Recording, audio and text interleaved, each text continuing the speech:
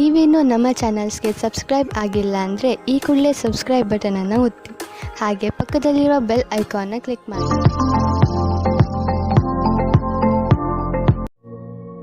ಈ ರೀಡಿಂಗ್ ನಿಮಗೆ ಅನ್ವಯಿಸಿದ್ರೆ ಅಥವಾ ರೆಸೋನೇಟ್ ಆದರೆ ಮಾತ್ರ ತೊಗೊಳ್ಳಿ, ಇಲ್ಲಾಂದರೆ ಬಿಟ್ಬಿಡಿ. ಇನ್ನು ಕಾರ್ಡ್ಸ್ನ ಶಫಲ್ ಮಾಡ್ದಾಗೆ ನನಗೆ first card queen of pentacles ಬಂದಿದೆ.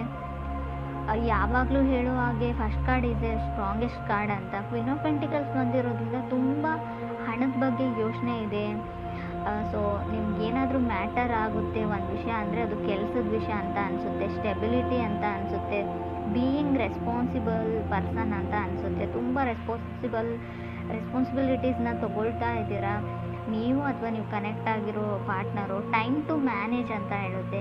ಎಲ್ಲನೂ ಹೇಗೆ ಮ್ಯಾನೇಜ್ ಮಾಡ್ಕೊಂಡು ಹೋಗ್ತೀರಾ ಅನ್ನೋದ್ರ ಬಗ್ಗೆ. ಮೇ ಬಿ ನೀವು ಕನೆಕ್ಟ್ ಆಗಿರೋ ವ್ಯಕ್ತಿ ಅಥವಾ ನಿಮ್ಮ ಹಸ್ಬೆಂಡು ವೈಫು ಮೇ ಬಿ ಸಿಂಹ ರಾಶಿಯವರು ಇರ್ಬೋದು. ಕ್ವೀನ್ ಆಫ್ ಪೆಂಟಿಕಲ್ಸ್ ಸರ್ಟನ್ ಆರ್ಡರ್ಸ್ನ ಅಂತ ಹೇಳ್ಬೋದು. ಕೆಲವೊಂದು ಬಿಸ್ನೆಸ್ ಮಾಡ್ತಾ ಇದ್ರೆ ಕೆಲವು ಗೋಲ್ಸ್ನ ರೀಚ್ ಆಗಬೇಕು, ಡೆಡ್ಲೈನ್ ಮುಗಿಯೋದ್ರೊಳಗೆ ವರ್ಕ್ನ ಕಂಪ್ಲೀಟ್ ಮಾಡಬೇಕು. ಸೊ ತುಂಬ everything is taken care of ಅಂತ ಅನಿಸುತ್ತೆ. ಎಲ್ಲನೂ ಮ್ಯಾನೇಜ್ ಮಾಡ್ತಾ ಇದ್ದೀರಾ ನೀವು. ಸೊ ಮೇ ಬಿ ಕೆಲವ್ರಿಗಿದು ಹೊಸದಾಗಿ ಯೂಶ್ವಲಿ ಏನಾದರೂ ಇನ್ವೆಸ್ಟ್ಮೆಂಟ್ ಮಾಡ್ತಾ ಇದ್ರು ಕೂಡ ಕ್ವೀನ್ ಆಫ್ ಪೆಂಟಿಕಲ್ಸ್ ಕಾರ್ಡ್ ಬಂದಿರುತ್ತೆ. ಯಾವುದ್ರ ಮೇಲಾದರೂ ಇನ್ವೆಸ್ಟ್ಮೆಂಟ್, ನಿಮ್ಮ ವೈಫು ನಿಮ್ಮ ಪಾರ್ಟ್ನರ್ಗೋಸ್ಕರನೋ ಏನಾದರೂ ಶಾಪಿಂಗ್ ಮಾಡ್ತಾ ಇದ್ರೆ, ಗಿಪ್ಪರ್ಟಿ ತೊಗೊಳ್ತಾ ಇದ್ರು ಕೂಡ ಈ ಕಾರ್ಡ್ ಬಂದಿರುತ್ತೆ. ಸೆಕೆಂಡ್ ಕಾರ್ಡ್ ನನಗೆ ಹ್ಯಾಂಗ್ ಮ್ಯಾನ್ ಬಂದಿದೆ. ಸೊ ಕೆಲವೊಮ್ಮೆ ಜಸ್ಟ್ ವೇಟ್ ಅಂತ ಹೇಳುತ್ತೆ. ಮೇ ಬಿ ಏನಾದರೂ ತೊಗೊಳ್ಬೇಕು ಅಂತ ಅಂದ್ಕೊಂಡಿದ್ರೆ, ಯಾರಿಗೋಸ್ಕರನಾದರೂ ಪರ್ಚೇಸ್ ಮಾಡ್ಕೊಳ್ತಾ ಇರ್ಬೋದು, ಎಲ್ಲಾದರೂ ಏನಾದರೂ ಇನ್ವೆಸ್ಟ್ ಮಾಡ್ತಾ ಇದ್ರು ಕೂಡ ಸೆಕೆಂಡ್ ಕಾರ್ಡ್ ಹ್ಯಾಂಗ್ ಮ್ಯಾನ್ ಬಂದಿರೋದು ವೇಟ್ ಅಂತ ಹೇಳ್ತಾ ಇದೆ ಕಾರ್ಡು. ಸ್ವಲ್ಪ ವಿಚಾರಿಸಿ ಅದ್ರ ಬಗ್ಗೆ ಪೇಪರ್ಸ್ನ ಡಾಕ್ಯುಮೆಂಟ್ಸ್ನ ವೆರಿಫೈ ಚೆನ್ನಾಗಿ ಮಾಡಿಕೊಂಡು ಮುಂದುವರಿರಿ ಅಂತ ಹೇಳ್ಬೋದು. ಟೂ ಬ್ಯುಸಿ ಅಂತ ಅನಿಸುತ್ತೆ. ಸೊ ಮೇ ಬಿ ನಿಮ್ಮ ಪಾರ್ಟ್ನರ್ ನಿಮ್ಮ ಥರನೇ ಇರ್ಬೋದು. ಮಿರರಿಂಗ್ ಆಫ್ ಈಚ್ ಅದರ್ ಅಂತ ಹೇಳ್ತೀವಿ. ನೀವು ಹೇಗಿದ್ದೀರೋ ಆ ಪರ್ಸನ್ ಕೂಡ ಹಾಗೆ ಇದ್ದಾರೆ ಅಂತ ಹೇಳ್ಬೋದು. ನೀವು ನಿಮ್ಮ ಕೆಲಸ ಮತ್ತು ಹಣದ ಬಗ್ಗೆ ತುಂಬ ಯೋಚನೆ ಮಾಡ್ತೀರಾ, ಕೆರಿಯರ್ ಆ್ಯಂಡ್ ಮನಿ ಬಗ್ಗೆ. ಸೊ ಅದರ್ ಪರ್ಸನ್ನು ಆ ಥರನೇ ಇರೋ ಪರ್ಸನ್ ಜೊತೆ ನೀವು ಕನೆಕ್ಟ್ ಆಗಿದ್ದೀರಾ ಕೆಲವರು. ಸೊ ಮೇ ಬಿ ಮನೆ ತೊಗೊಳ್ಬೇಕು ಅಂತ ಡಿಸೈಡ್ ಮಾಡಿದ್ದೀರಾ, ಅಥವಾ ರೀಪ್ಲೇಸ್ ಮಾಡಬೇಕು ಕಾರು ಅಥವಾ ವೆಹಿಕಲ್ಸ್ನ, ಇದನ್ನು ಎಕ್ಸ್ಚೇಂಜ್ ಮಾಡಿ ಬೇರೆ ತೊಗೊಳ್ಬೇಕು, ಇದು ಹಳೇದಾಯಿತು. ಕೆಲವ್ರಿಗೆ difficulty to meet eye to eye ಅಂತ ಕಾರ್ಡ್ ಹೇಳುತ್ತೆ. ನೀವು ಕನೆಕ್ಟ್ ಆಗಿರೋ ಪರ್ಸನ್ನ ಅಥವಾ ಕನೆಕ್ಟ್ ಆಗಬೇಕು ಅಂತ ಅಂದ್ಕೊಂಡಿರೋ ಪರ್ಸನ್ ಕೂಡ ಕಣ್ಣಲ್ಲಿ ಕಣ್ಣಿಟ್ಟು ನೋಡೋಕೆ ಆಗ್ತಾ ಇಲ್ಲ ನಿಮಗೂ ಅಥವಾ ಅದರ್ ಪರ್ಸನ್ಗೂ ಅಂತ ಅನಿಸುತ್ತೆ. ಸೊ ಕೆಲವ್ರಿಗೆ ನೀವು ವೇಟ್ ಮಾಡು ಅಂತ ಹೇಳ್ತಾ ಇದ್ದೀರಾ ನೀವು ಅಥವಾ ಅದರ್ ಪರ್ಸನು. ಸೊ ಅವರಿಗೆ ಸೀರಿಯಸ್ ರಿಲೇಷನ್ಶಿಪ್ ಬೇಕಾಗಿದೆ, ಬಟ್ ನೀವು ಯಾವುದೇ ಡಿಸಿಷನ್ನ ಹೇಳ್ತಾ ಇಲ್ಲ ನೀವು ಅಥವಾ ಅದರ್ ಪರ್ಸನ್ನು.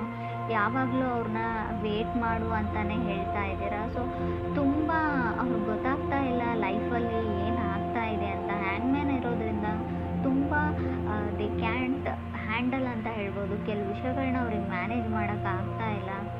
ಸೊ ಯಾರೂ ಮೂವ್ ಮಾಡೋಕ್ಕೆ ರೆಡಿ ಇಲ್ಲ, ನೀವಾಗಿರ್ಬೋದು ಅಥವಾ ಅದರ್ ಪರ್ಸನ್ನು. ಈ ಥರ ಹೇಳ್ತಾ ಇದ್ದೀನಿ ಅಂತ ತಪ್ಪು ತಿಳ್ಕೊಳ್ಬೇಡಿ, ನಿಮ್ಮ ಮನಸ್ಸಲ್ಲಿ ಏನಿದೆ ಅಂತ. ಸೊ ಕಾರ್ಡಲ್ಲಿ ಕೂಡ ನನಗೆ ಅರ್ಥ ಆಗ್ತಾ ಇಲ್ಲ. ಸೊ ಯಾವುದೇ ಡಿಸಿಷನ್ನ ತೊಗೊಳ್ಳೋಕ್ಕೆ ನೀವು ರೆಡಿ ಇಲ್ವೋ ಅಥವಾ ನೀವು ಕನೆಕ್ಟ್ ಆಗಿರೋ ಪರ್ಸನ್ ರೆಡಿ ಇಲ್ವೋ. ಮೇ ಬಿ ಥರ್ಡ್ ಕಾರ್ಡ್ ನನಗೆ 10 ಆಫ್ ವಾಂಡ್ಸ್ ಬಂದಿದೆ. ತುಂಬ ರೆಸ್ಪಾನ್ಸಿಬಿಲಿಟೀಸ್ ಇರ್ಬೋದು, ಇಲ್ಲ ಅಂತ ಹೇಳಲ್ಲ ನಾನು. ನಿಮಗಿದೆಯೋ ತುಂಬ ಮನೆ ಜವಾಬ್ದಾರಿ ಎಲ್ಲ ಇದೆಯೋ, ಅಥವಾ ಮನೆಯಲ್ಲಿ ಇರೋ ಸಿಬ್ಲಿಂಗ್ಸ್ನ ಸೆಟಲ್ ಮಾಡಬೇಕು, ತುಂಬ ತೊಂದರೆಗಳಿರ್ಬೋದು, ಅಥವಾ ಅದರ್ ಪರ್ಸನ್ಗಿರ್ಬೋದು, ಎಲ್ಲ ಸರಿ. ಬಟ್ ಎಷ್ಟು ಅಂತ ವೇಟ್ ಮಾಡಬೇಕು ಅದರ್ ಪರ್ಸನ್. ಅವ್ರ ಮನೆಯಲ್ಲೂ ಕೂಡ ಕೆಲವು ತೊಂದರೆ ತಾಪತ್ರೆಗಳಿರುತ್ತೆ, ಫ್ಯಾಮ್ಲಿ ಕಡೆಯಿಂದ ಪ್ರೆಷರ್ ಇರುತ್ತೆ ಅವ್ರಿಗೂ ಕೂಡ. ಸೊ ನಿಮ್ಗಾಗಲ್ಲ ಅಂದರೆ ಅವ್ರ ಪಾಡಿಗೆ ಅವ್ರಿಗೆ ಬಿಟ್ಟರೆ ಅವ್ರ ಲೈಫಲ್ಲಿ ಅವರು ಸೆಟಲ್ ಆಗಬಹುದು ಅಂತ ಕಾರ್ಡ್ ಹೇಳುತ್ತೆ. ಫಿಫ್ತ್ ಕಾರ್ಡ್ ನನಗೆ 7 ಆಫ್ ವಾಂಡ್ಸ್ ಬಂದಿದೆ. ಸೊ ಕೆಲವ್ರಿಗೆ ನಾನು ಚೆನ್ನಾಗಿಲ್ಲ ಅಂತ ಅನ್ನಿಸ್ತಾ ಇರ್ಬೋದು. ನೋಡೋದಕ್ಕೆ ಫಿಸಿಕಲ್ ಅಪಿಯರೆನ್ಸಲ್ಲಿ ನನ್ನನ್ನು ಯಾರೂ ಇಷ್ಟಪಡಲ್ಲ, ಸೊ ಏನು ಆ ಥರ ಒಂದು ಭಾವನೆ ಇದ್ದರೂ ಕೂಡ 7 ಆಫ್ ವಾಂಡ್ಸ್ ಬಂದಿರುತ್ತೆ. ಸೊ ಅದರ್ ಪೀಪಲ್ ಪೊಸಿಷನ್ಗೆ ಫೈಟ್ ಮಾಡ್ತಾ ಇರ್ಬೋದು, ನನಗೆ ಸಿಗ್ತಾ ಇಲ್ಲ. ಸೊ ನಿಮಗೂ ಬೆಟರ್ ಪರ್ಸನ್ ಸಿಗುತ್ತೆ, ಪೊಸಿಷನ್ ಸಿಗುತ್ತೆ, ತಾಳ್ಮೆ ಇರಲಿ ಅಂತ ಕಾರ್ಡ್ ಹೇಳ್ತಾ ಇದೆ.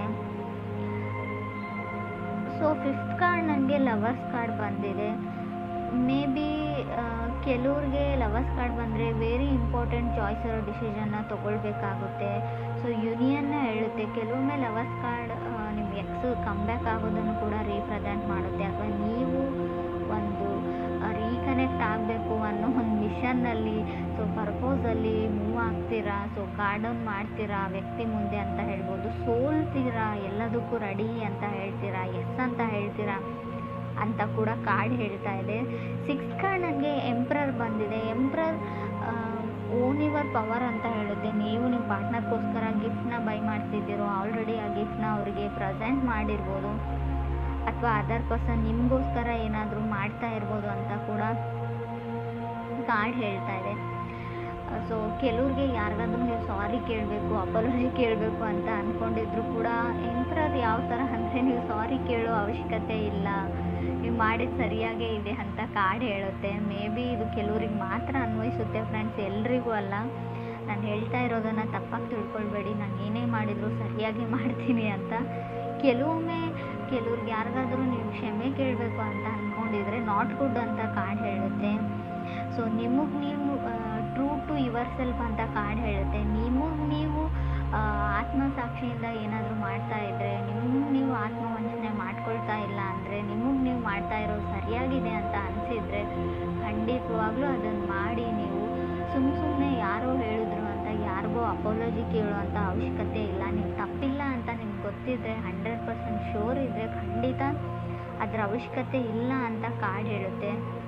ಸೊ ಈ ಥರ ನೀವು ಥಿಂಕ್ ಮಾಡ್ತಾ ಇದ್ದೀರೋ, ಅಥವಾ ನೀವು ಕನೆಕ್ಟ್ ಆಗಬೇಕು ಅಂತ ಅಂದ್ಕೊಂಡಿರೋ ವ್ಯಕ್ತಿ, ಕನೆಕ್ಟ್ ಆಗಿರೋ ವ್ಯಕ್ತಿ ಕೂಡ ಇರ್ಬೋದು. 8 ಕಾರ್ಡ್ ನನಗೆ ಸ್ಟಾರ್ ಕಾರ್ಡ್ ಬಂದಿದೆ. ಖಂಡಿತ ಹೋಪ್ ಇದೆ, ನಿಮಗೆ ಫಾಸ್ಟ್ ಪರ್ಸನ್ ಬರ್ತಾರೆ. ಎಕ್ಸ್ ಬ್ಯಾಕ್ ಆಗಬೇಕು ಅಂತ ಯಾರಿಗಾದ್ರೂ ಅನಿಸಿದರೆ, ಆಲ್ರೆಡಿ ಬ್ರೇಕಪ್ ಆಗಿದೆ, ಖಂಡಿತ ಆ ವ್ಯಕ್ತಿ ಬರ್ತಾರೆ. ಹೋಪ್ನ ಇಟ್ಕೊಳ್ಬೋದು. ಸ್ಟಾರ್ ಕಾರ್ಡ್ ಕೆಲವೊಮ್ಮೆ ಫೇಮಸ್ ಪರ್ಸನ್ನ ರೀಪ್ರೆಸೆಂಟ್ ಮಾಡುತ್ತೆ. ನಿಮ್ಮ ಕ್ಲಾಸಲ್ಲಿ ಫೇಮಸ್ ಇರ್ಬೋದು, ನೀವು ಕೆಲಸ ಮಾಡೋ ಜಾಗದಲ್ಲಿ ವೈಡ್ ಫೇಮಸ್, ಎಲ್ಲರನ್ನ ಇಂಪ್ರೆಸ್ ಮಾಡ್ತಾರೆ ಆ ವ್ಯಕ್ತಿ. ಮೆಸ್ಮರೈಸಿಂಗ್ ಐಸ್ ಇದೆಯೋ, ಅಥವಾ ನೋಡೋಕೆ ಚೆನ್ನಾಗಿದ್ದಾರೋ, ಸೊ ಆ ಥರ ಇರೋ ವ್ಯಕ್ತಿ ಅಂತ ಹೇಳ್ಬೋದು. ಸೊ ಅದಕ್ಕೆ ನಿಮ್ಗೆ ಅನ್ನಿಸ್ತಾ ಇರ್ಬೋದು, ನಾನು ನೋಡೋಕೆ ಚೆನ್ನಾಗಿಲ್ಲ, ಅವ್ರು ನನ್ನನ್ನು ಆ್ಯಕ್ಸೆಪ್ಟ್ ಮಾಡ್ಕೊಳ್ತಾರ, ನಾನು ಹೋಗಿ ಪ್ರಪೋಸ್ ಮಾಡಿದ್ರು ಅಂತ. ಸೊ ಆ ಥರ ಡೌಟ್ ಇರ್ಬೋದು. 9 ಕಾರ್ಡ್ ನನಗೆ 9 ಆಫ್ ವಾಂಡ್ಸ್ ಬಂದಿದೆ. 9 ಆಫ್ ವಾಂಡ್ಸ್ ಇನ್ಸ್ಪಿರೇಷನ್ ಕಾರ್ಡ್ ಅಂತ ಹೇಳ್ತೀವಿ. ನೀವು ಯಾರನ್ನಾದರೂ ಇನ್ಸ್ಪೈರ್ ಮಾಡ್ಬೋದು, ಅಥವಾ ನೀವೇ ಇನ್ಸ್ಪೈರ್ಡ್ ಆಗ್ಬೋದು ಎಲ್ಲಿಂದಾದರೂ ಅಂತ ಅನಿಸುತ್ತೆ. ಗುಡ್ ಲಕ್ ಅಂತ ಹೇಳ್ಬೋದು 9 ಆಫ್ ವಾಂಡ್ಸ್.